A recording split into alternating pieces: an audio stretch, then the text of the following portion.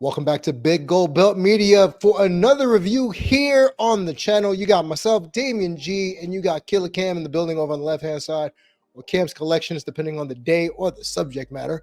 And to be quite frank, we are covering a movie that was all over the place. To be nice, we're gonna start there and tell you that this movie was all over the place. Maybe that was the point. And that movie is Crisis on Infinite Earths Part 1. Excuse me, was released on January 9th, 2024 by Warner Brothers Animation, DC Entertainment, starring Jensen Ackles, Darren Criss, and a multitude of others. This is basically the Barry, This Is Your Fault Again movie, as I was thinking about this last night. It's based on the Crisis of Infinite Earths comic book, or the comic series, with some liberties taken already for part 1. As we know, this will be a multi-tiered comic book movie going forward. Initial thoughts, Cam, on this movie? Confusing. Honestly, I was beyond confused when I started watching it first, but then once we started getting closer to, I guess you could say second act or towards the end, I started to understand, okay, where are they exactly going with this? Overall, I thought it was pretty good, but it makes me more ramped up or excited for part 2 to see where are we going with the DCEU at this point. Right, because even in our chat, we were thinking when this movie, and this is full spoilers, everybody. I know we didn't say it at the beginning.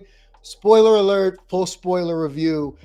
In our chat, we even said, is this leading into Gunn's DC, AU? And it's just like, is that where we're going with this? Are we just going to poo-poo everything that came before Gunn and start from scratch?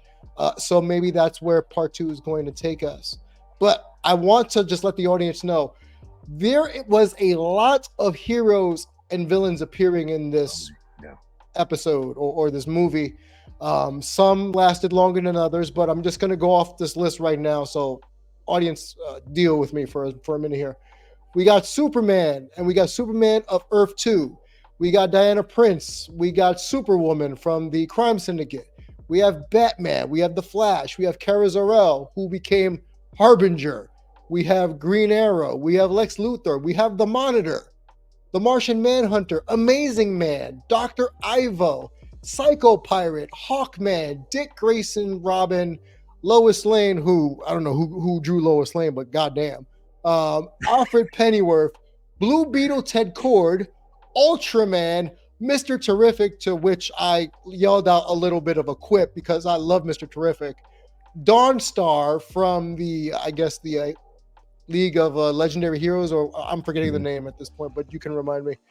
The Green Lantern, Power Ring, Dr. Light, Huntress, The Question, Iris West, Aquaman, Johnny Quick, Hal Jordan, Amazo, John Constantine as AKA the homeless guy, The Spectre, Owlman, Vixen, and Brainiac 5. Just to name a few.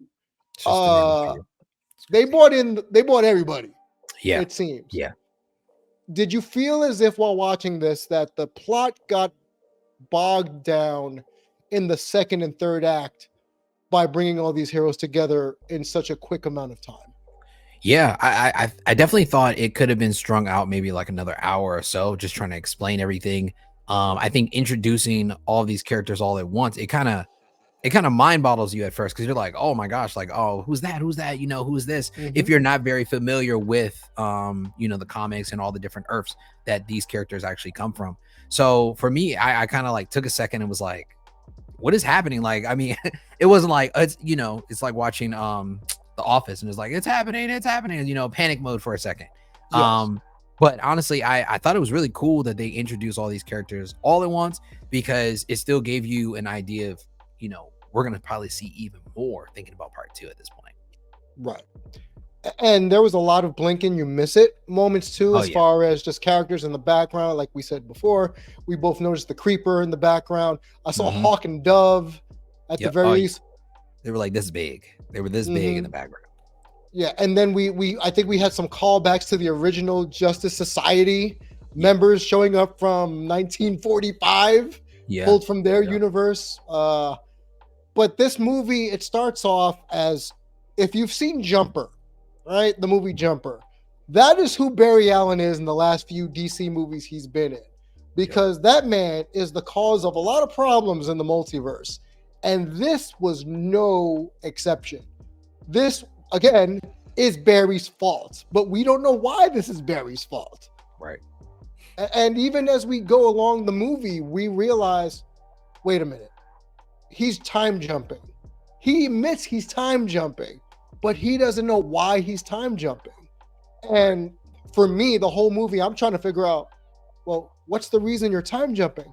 And correct me if I'm wrong, Cam, did we get a reason as to why the time jumping was happening aside from the antimatter wave? It was kind of, yeah, I guess it was alluded to kind of with like being said without being said, that I guess, you know, from him jumping and rewriting all these different timelines, maybe this was like the cause and effect of him, you know, going back and forth. And as he gets older, he's trying to remember, like, I know all these timelines, but nobody else remembers them. But correct. You know, I can't keep it straight. It seemed like with older age, it was harder for him to keep straight what's real and what was diminished when he changed the timelines. So, right. And we also get I want to say a 1A credit for, you didn't know at the time, John Constantine. And it mentions in the movie that this is both of them paying their penance to do this time jumping to watch universes die. And I told you in our chat, I said, I think this goes back to Flashpoint and goes back to Darkseid, the final Darkseid movie, right? Where he's told, or Barry's told by Constantine to clear the board because everything just went to shit. So that might be their punishment, is because they did that, and Constantine was the one that told Barry to do another Flashpoint, where somebody's, and maybe we find out part 2, but somebody comes in and says, yeah, no, y'all gotta suffer now because this is y'all fault. So we have John Constantine being portrayed not by Matthew Ryan this time around. I believe it's Nolan North, which you could have fooled me because I would have sworn very close. I mean, I thought it was him for sure. And we're jumping through all these hoops and these timelines, and it did a much better job than the Flash movie of jumping timelines. Let me just tell you that right now. You know, fuck you, Ezra Miller, and I will stand on that hill. So let's take this in thirds, because I feel as if this movie played out in thirds. The first third of the movie is the Justice League being formed, right? To battle Amazo, of all people, Amazo. So, and if you're familiar with the Justice League Unlimited, he's an android that can usurp everybody's powers, but his whole journey is to try to figure out who he is, what's his purpose, and he was created by Dr. Ivo, Anthony Ivo, and I like that we used him as a starting point villain, but as the movie goes on, he plays a more and more important role, which you don't realize until the final third of the movie. Because his purpose was to extend human life, because Dr. Ivo, we find out, is dying. And since Dr. Ivo was his creator, he looks at him as a father trying to save his death, right? So he's taking all this energy. Superman gets some, Flash gets some, you know, Vixen got some, in the hopes of what he believes is going to heal Dr. Ivo from his terminal disease. What we don't know until midway through the movie is that Lex Luthor, punk ass, is the reason Dr. Ivo's dying in the first place, to usurp the power of Amazo for his own selfish goals, as is what Lex Luthor is prone to do, which I also did not know that Zachary Quinto was the voice of Lex Luthor. So Spock as Lex Luthor is something that I did not see coming on my 2024 bingo card. But he's the initial villain that we start this movie with.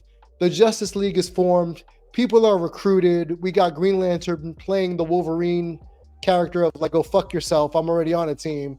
Doesn't want to get recruited. We have Batman being extra broody, you know, played by Jensen Ackles.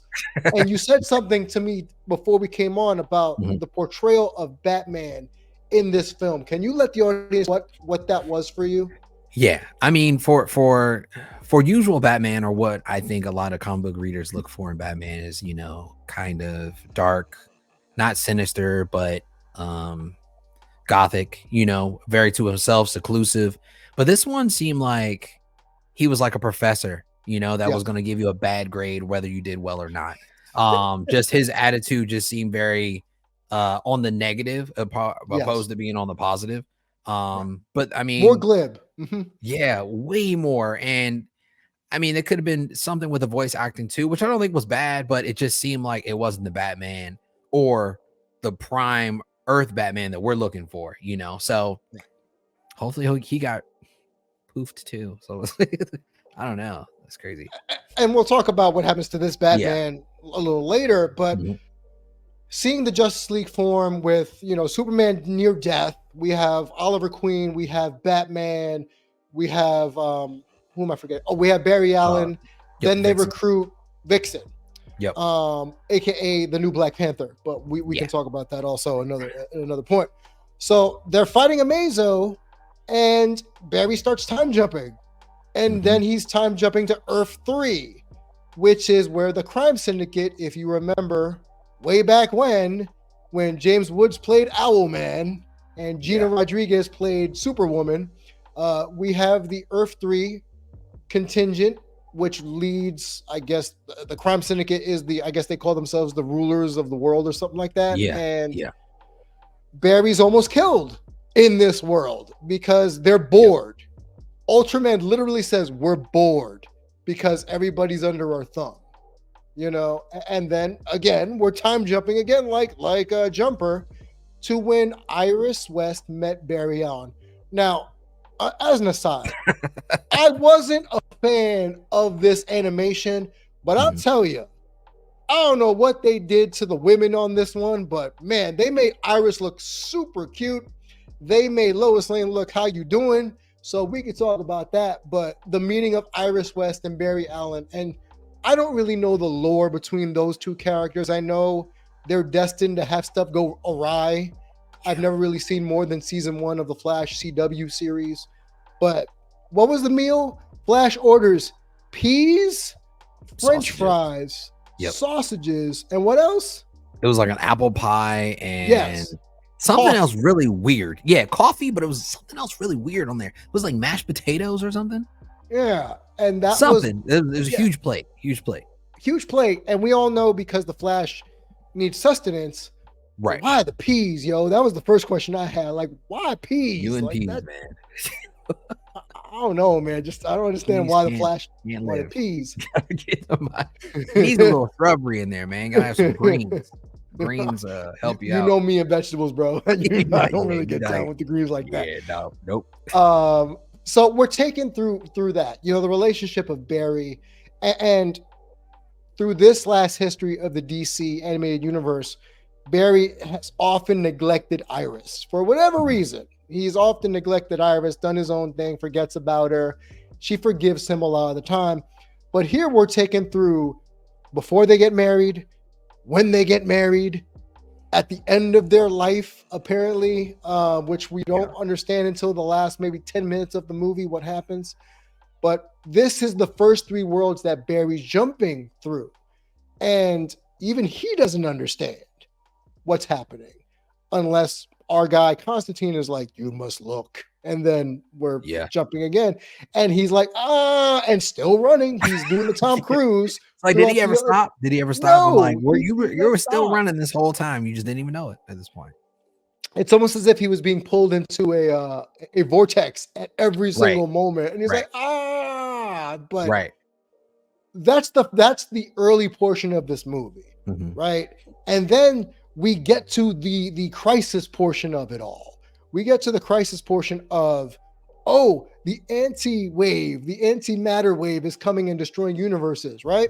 Right. And it's not till maybe 2/3 of the way through the movie we're figuring it out why these worlds are being destroyed. Now, if you've read the comics or you've watched the CW show, you know about the anti-monitor eventually showing up, and the monitor is pulling all these people from different parts of the multiverse to save the multiverse. And then that's when the fun starts, right? That's when the fun starts of trying to pull characters from this universe, that universe. You know, there's a think tank involved, which we'll get into. But the first third, so when we finally make the jump, right? What were you thinking while watching this? Because I know you at one point you were just like, yo, what the hell's going on? But now that you watched it and we fleshed it out a little bit more, what do you think about maybe the first third or the first half of the movie? I feel like I missed some things watching it the first time because I feel like it just went so fast as far as like once they got through the whole timeline of what's happening to Barry and then moving into the fact of, okay, all right, they're going to get married.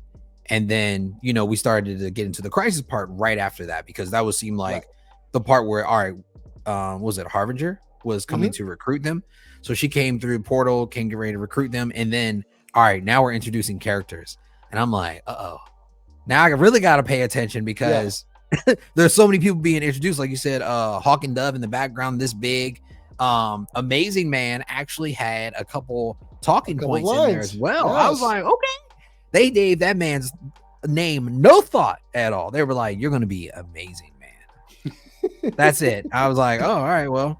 I mean, we got Mr. Terrific Spectra over here. We got the Question and we got Amazing Man. I'm like, good job. So once they started introducing all the characters to it, I started, okay, all right, now we're getting on the right path. But I loved how in the second act they started really introducing how all these other DC animated films are connected to this, right? And honestly, I didn't think of these other films as bigger pictures until I went back and I thought about what is it, the Long Halloween Batman, right? And I didn't like, oh my gosh, wait, that's them. And then I started looking, I said, oh, Brainiac 5, he's in here. That's also just like the Legion of Heroes, right? Superheroes. Legion of Superheroes. So I'm like, oh, they're finally piecing these things together. So like the past, 8 years, we've been watching all these different shows and movies. I never thought, okay, they're finally going to bring it all together. And here we are. Thank God. A connection at this point. Yes. And they finally did start bridging the connections. And for me, just like you just said, bridging these initial ones that we didn't pay no mind to. Because this goes back to Man of Tomorrow, 2020. Yes. Started, which I didn't see. So it's like, wait a minute. The Man of Tomorrow, I passed on that one. What do you mean we have to watch this now? So it was just weird because let's take the CW version, for instance. Take the fact that's the CW out of it. I think they did a really good job then of getting us to care about some of these smaller universes, right? Right. But in case, unless you haven't followed this entire 2000 to 2004, the Tomorrowverse, you don't know what's happening. You got to go back and check the whole thing out. And we get that. We also get the League of, I keep getting them wrong. What was their name? I'm sorry. Okay. Oh, the Crime Syndicate? No, the Future Heroes. Oh, Legion of Superheroes. Tomorrow? The Legion of Superheroes. Yeah, sorry. Yeah. Which I hated. If you go back and watch on this channel, go back and watch on Big Gold Belt's YouTube page. I hated that movie. I fell asleep twice. Not a fan. And then we're just bridging all of these together. And then we had the other one of Batman in Time and Wonder Woman in the 40s. And, you know, we're talking about Nazis. I said it right. So you are bridging a bunch of things that people may have passed on. Yeah. And that's where this suffers to me. Because if you didn't watch them, you don't know the correlation to the characters they pulled because you've pulled characters from all of these movies, unless you paid attention. For me, it's like, okay, got it. And I went back and watched it like you. I went back and I watched it. I said, okay, this is where they're pulling this from, yada, yada, yada. But then we get the reason as to why, like I said, about the antimatter wave. And then we're getting down to brass tacks.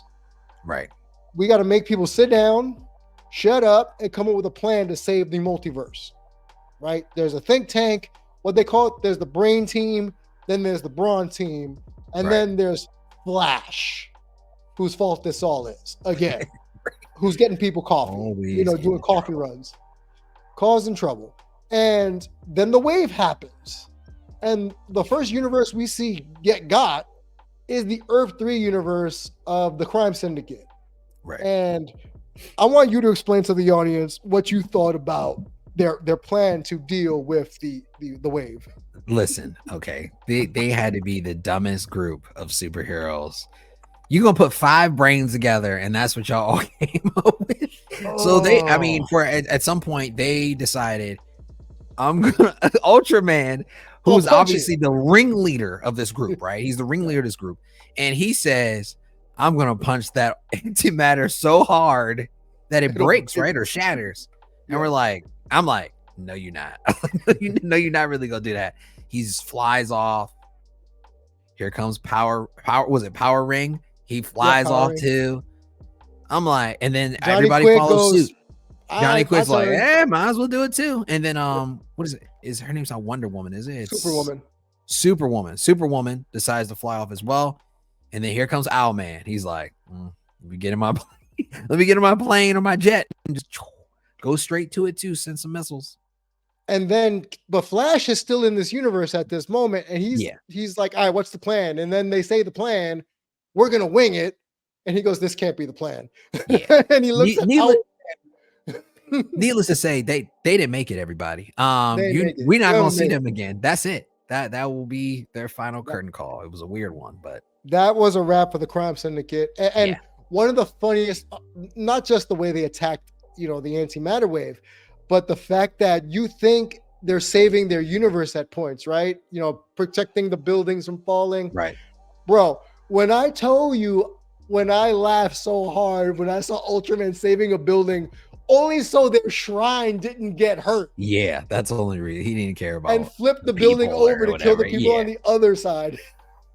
It's that, and I feel like to the point of why they decided to attack the antimatter is because, like we talked about, they're bored, right? They don't know. I mean, there is no end to their reign in their universe where they are right now, so they're just like, all right, well, let me just go ahead and there's nothing for me to do anyway tomorrow, so let me go ahead and just try this out. Right. I mean, the city was crap, the world looked terrible. They just rob and steal everything, and I'm not sure how that works. Because what's his name? Johnny Quick. Yep. He decided to rob a bank, right? So what do they wait till the bank occludes, a little bit of money, people start depositing it, and then they're like, all right, let's hit the bank. I'm gonna tax your money. No, that's exactly what it is. What's your account right now? All right, I'm gonna rob the bank. Like, oh, all right. Crazy. This thing is just crazy. But it goes to your point. This is the dumbest bunch of villains with superpowers I've ever seen. And waste. The way they all die. Owlman says, you know what? I'm going to throw nuclear missiles, a bomb at this as the last resort. He did. Right. Ultraman punching a hole. Really? You did. Superwoman throwing cars and then realizes, fuck. And then she dies. Crazy. Power Ring yells at the wave like he flexing on somebody when he realizes his powers aren't working. Sorry there, Green Lantern. Not gonna work. Dead. And then Johnny Quick's like, which for me, not really seeing the speed force aside from the slow motion that Barry does in the movie. Like, if you're a speedster and you're seeing debris fly at you, you gotta duck, you gotta move, you gotta hop out of the way. Flash makes that look like it's like just walking, right? But Johnny Quick is getting stuff thrown at him. He got stabbed in the stomach. And I'm like, wait a minute, you're one of the fastest people on the planet. How are you getting stabbed in the stomach? And then after a while, he just gave up.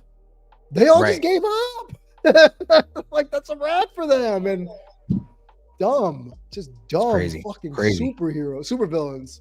And that should tell you their world was the first to go. And now we have all the other Tomorrowverse people. Batman sitting down with Mr. Terrific. Aquaman shows up out of nowhere with his hook. Talk about the Nazis. I think he was a cool version of Aquaman though, because this was the blonde-haired version that we got, which is totally different than the King of Atlantis, Arthur Curry, that we was, I guess, in one of the cartoon versions. We got the Justice League version. This one had the huge brow. He was like, he was really serious. He was all about business, 100%. Right. So I thought that was cool to see though as well. Right. And they're all sitting here trying to come up with ways to figure it out. Like, how are we going to do this? And they finally come up with a plan. thanks to Flash and coffee, apparently, is the catalyst here. So caffeine yourself, kids, is what the movie's basically telling us. Well, and they come up with a plan to save the universe, but something went wrong.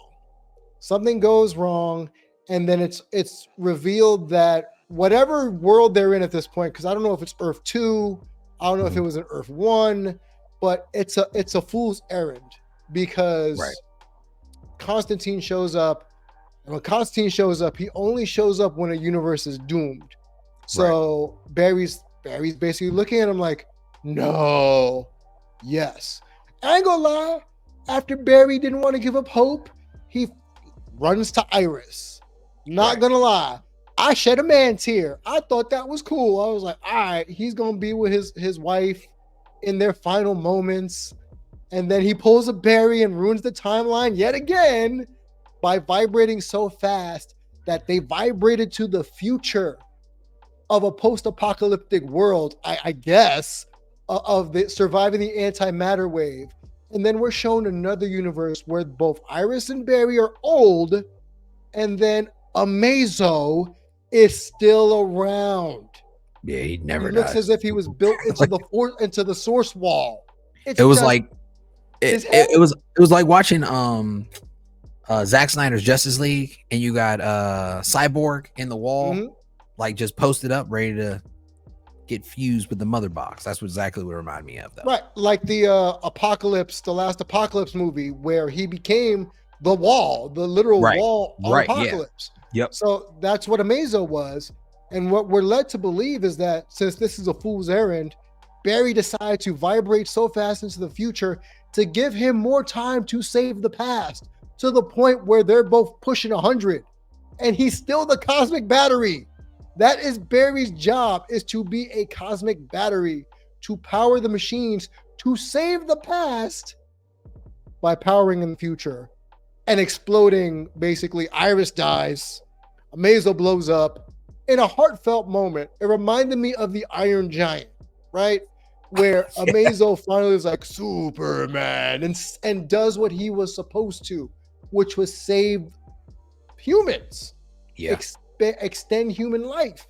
And there's a tear-jerking moment of two bros, of Amazo and Barry at like 75, 80 years old, and it saves the multiverse. And then we get, of all people showing up, right, Mr. Wrath of God himself showing up for 5 seconds to talk to the monitor. And I'm over here like, what are we doing? Like, what is happening? And we're not going to know until the second part. And I feel as if, even though this ended on a part 1 of 2, this still left a lot of questions, and not in a good way. Not for me, at least. Not in a, ooh, I can't wait to find out what happens next. It's like, wait a minute, we stopped here? This is where we stopped? We could have done more. Like you said, I don't think I would have gave an extra hour, because it was already a 90-minute movie. Right. But you could have put 30 minutes in this to flesh out some characters a little bit more. For sure. Give us a little bit more to digest, as opposed to, woohoo, we saved the world, and and that was it, right? Like, woohoo. Right. And that was it. The yay. Yeah. Tune in for part 2. Like, that's what we were left with. Right. And I didn't like that's how that ended. What did you not like about this?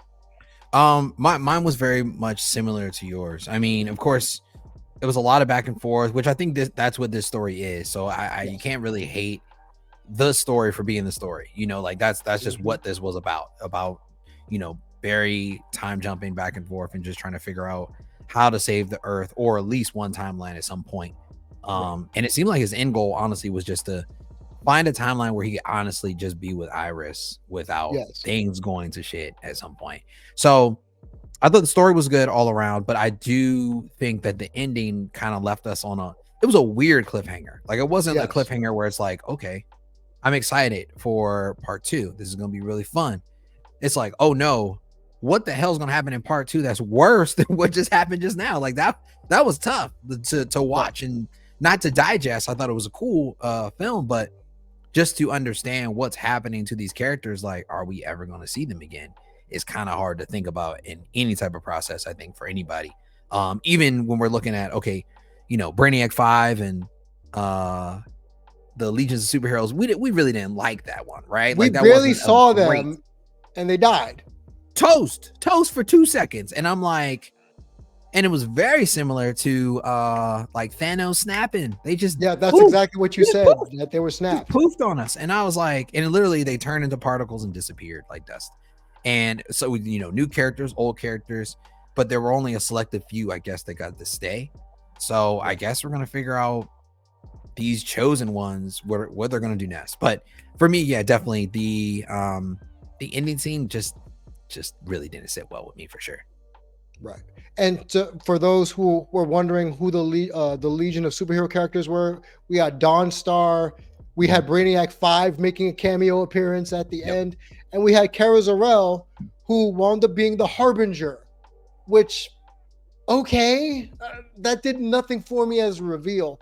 And I think what this says more about this series of movies just reaffirms that if you weren't a fan of the Tomorrowverse when this was happening, this did nothing for you. Yeah, it didn't you help. know. No. And we can, before we tie the bow on it, we could talk about that at the end. But that didn't, because this is for the Tomorrowverse, this did nothing for me at all. Same. I definitely was sitting there like, I don't want to see them anymore. Like, I'm glad they kind of went poof at this point. And hopefully, you know, within this next. Well, all right, if I could put it all together and I could think about, all right, what would be the best thing to happen maybe in part 2 is maybe they'll explore other Earths. Like, okay, maybe this combo of a team was not great. Let's go ahead and introduce some more. Maybe that'll connect us to some other movies that we've seen in the past as well. I'm thinking like, all right, Gotham by Gaslight, maybe that gets added in there somewhere. Sure. Or maybe we'll see an addition of Doom. I think it's Doom on Gotham, or I can't remember the exact title. The Doom that came to Gotham. That came to Gotham, yeah. Maybe that one we'll see something with it, because they went all the way back as to the Justice League movie where we saw the crime syndicate. So I'm like, and that was more than 10 years ago. So for me, I'm thinking like, all right, seems like possibilities might be endless. I'm in this film, we didn't see Cyborg at all. Nope. And I'm surprised. And I'm like, that he's the main guy. He is the mother box, if you think about it. So if somebody's gonna solve an equation, definitely gonna be that dude. So maybe we'll get to see him, or, you know, some other characters that they might have missed out on. I think. Don't like that version of Wonder Woman, by the way. She wasn't that great. The one that's from 1945. No, I don't like her. She had like an accent and everything. I don't mind the accent. I think the accent is cool. It gives her a little bit more of a authentic Themyscira, Themyscira feel, because, you know, that is over in you know, the Middle East or in Greece.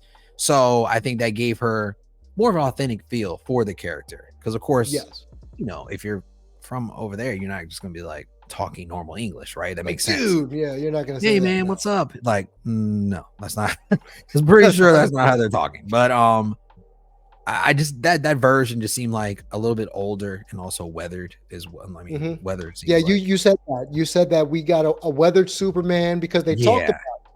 Yeah, because we had two Supermen, right? It's two Supermen in here. So I'm like, all right, they can obviously introduce double of the character. It's not like you know, doppelganger effect. You see your doppelganger and you dead, you know. So there are other people out there, and I'm praying that they add some more in there, because it's already gotten confusing enough with all these other characters. Why not just give us the whole boatload at this point? Right. And we end with the Spectre. Of all people, the Spectre is left talking to the Monitor about what's to come. And I'm thinking, really, you're going to bring the Spectre out now as a tease with his 4 lines of dialogue, voiced by, of all people, Lou Diamond Phillips, La Bamba? Really? Okay. So crazy. You know, I don't want to bash this movie because it was entertaining. Right, for sure. The phrase "doing too much" comes to mind. For sure. I think this tried to do too much in the 90 minutes it was given. It's like you're trying to push everything in the Christmas box, and then poof, and that's what we were left with. What about things you really liked? Because I feel like you would have liked the inside jokes. Yeah, there were a couple inside jokes that they said in there that I thought were pretty good. I also did like, I guess so I would say there's a lot of characters that they did introduce. I never get tired of the introduction of a Justice League or the coming Right. together of superheroes trying to figure it all out for a common goal type thing. I never get tired of that storyline. Storylines I get tired of are Batman's parents dying in the alley. I can't see that one Yeah, more time, y'all. We know what happened. we seen Okay. it. Skip, We seen it. skip. Let's just skip. So for me, I'm like, no, I don't want to see that. Superman growing up on a farm. Duh. We know Duh. what happened there, right? Let's just do something else. But I did like that part of the introduction, but also I like the dynamic of Batman making a different decision as well with Robin. Yes. I thought that was cool because I've never seen a storyline where he decided, you know what, I'm gonna send this kid to an orphanage. And in one part, towards the second act, when they started introducing the new characters, we got to see Robin or Dick Grayson grown up, right? Yes. If he was under Batman's wing, and he came over to Batman and was like, "Hey, Bruce, it's me." He's like, "Who are you?" He's like, "It's me, Dick." He's like, "Dick Grayson, the Flying Grayson?" He's like, "Yeah, Dick Grayson." He's like, "What happened?" He's like, "Oh, you took me under your wing. We started fighting crime together when I was 13." And of course, Batman says, seems irresponsible. That line popped both of Which us. I thought was so funny. That seems really irresponsible. Yeah, really irresponsible. And you think about it, you're like, damn, it is pretty irresponsible to have a little 13-year-old kid fighting crime with you, on a nightly basis. That's crazy. And we're also introduced to the daughter of Catwoman and Batman, which is Huntress. Right.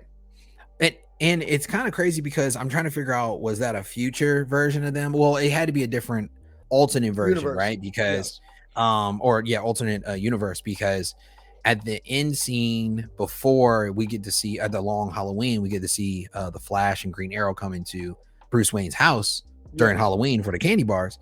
Well, not for the candy bars, but something else, obviously, as we know now. Bruce is getting ready to go to bed with Catwoman.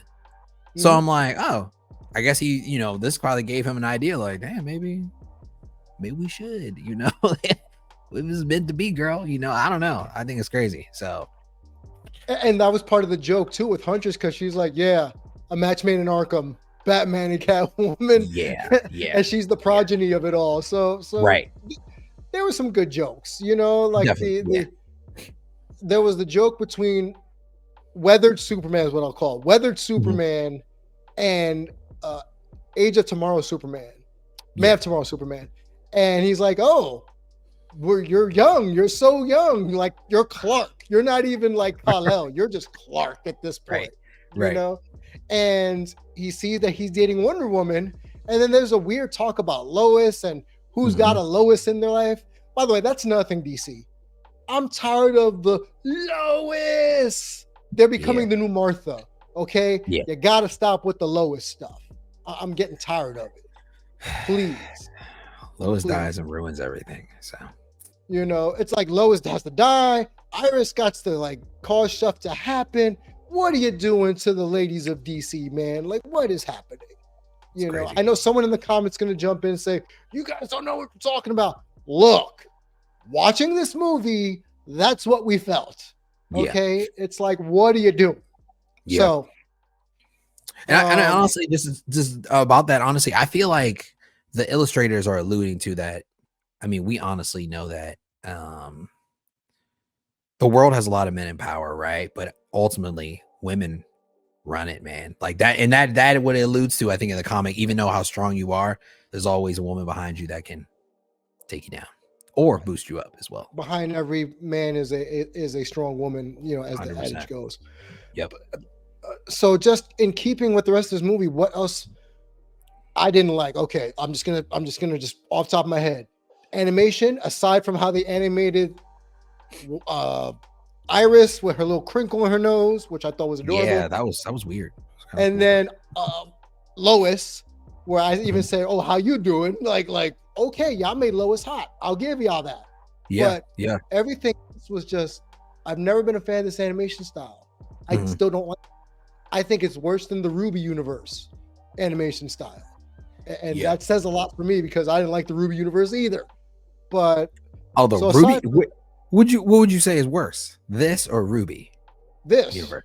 Okay, this is worse than Ruby universe. to me, Okay, this all is right. worse than Like, the Ruby dang. as far as animation is concerned, because you Okay. know what the Ruby universe is. I You yeah know yeah it's supposed to be kiddie yeah anime style. right.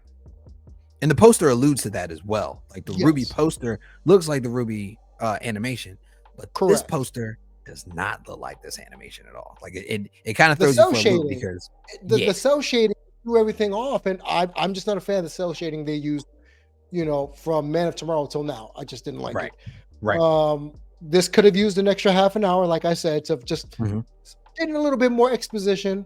yeah, I loved the using of Amazo as not just an antagonist, but almost the guy who saved the multiverse in a yeah, way. yeah, He bookended the movie, and mhm, I thought that was beautiful. I again, the Iron Giant shed a tear. Like that was a really good way to bring his character full circle. What the fuck was Psycho Pirate doing there? Like, no I thought he idea. was Mr. Miracle at first when I saw Bro, him get he his was wardrobe like on. I'm like, he what? was he was like a mob boss, like I thought he was transformed, and Jason Blood. I'm like, that's you? That's what you look like under there? Like Mm, I didn't even look like that. Also, was it Dr. Cho or yes, Dr. Dr. Cho who was Cho. Dr. Light? Dr. Light, Yes. right? I thought that was cool, but her eye spectrum was a little over the top though. A little bit Yeah. over the A top. Cause lot I of was it. like, Yeah. she can't see y'all. Like, I don't know what was happening. They But yeah, made her Psycho Pirate photon, was right? definitely strange. Essentially. Right, right. There were, yeah, you know what? I almost forgot about Psycho Pirate. He didn't do anything, did he? No, he just He didn't do looked shit. menacing, got He his just looked costume. around, right? That was He it. snuck and got his costume though. Yeah. He didn't like say, "Hey, I'm gonna go get my costume." He like looked around and then got it, and then nobody ever saw that shady guy in a suit ever again. It was just Nope. Psycho Pirate. The Psycho Pirate. Boy, Dr. Fate, where are you when we need you at this point? he'll probably be for part 2. Yeah, We please. briefly saw Zatara. Like if Yeah. you saw his silhouette, they had a Mhm. Zatara in there somewhere. Just it, it was all over the place. That's the Yeah. easiest way for us to say Quite his a bit, movie. yeah. This is all Barry's fault. This is all Constantine's fault. Mhm. But this movie was all over the place. If I had to give this a universal grade, C minus. And the only thing that keeps it from being less than a C minus was because the depth of the story, even though Horseshoed was Mhm. really good, was really good. Aside from Yeah. that, not my thing. Yeah. What about you? Yeah, probably for me, probably close to the same. I give it a C, honestly. Mhm. It kind of sent me for a lot of loops and turns where I was actually trying to figure out. I mean, I knew what I was watching, but I didn't at the same time. I just was trying to Right. figure out where am I, what did I click, and what am I watching right now. But I think all the character introductions and the overall story arc really Mhm. set it off for me. But definitely a C for sure, though. So hopefully part 2 can give us a little bit more than what we're looking for. Hopefully, it can't get worse than the CW, but I don't want to jinx it. Who's to say? But yeah, let us know in the comments below. What did we miss? I'm sure there's a couple of things we may have missed. Did you like this movie? Did you not? We rated it a C and a C minus respectively. Just let us know. Are we off base? Are we just talking out of our ass? Or do you share our sentiment? So let us know in the comments below. Like, share, subscribe. Big Gold Belt Media at biggoldbelt.com. And we'll see you for part 2.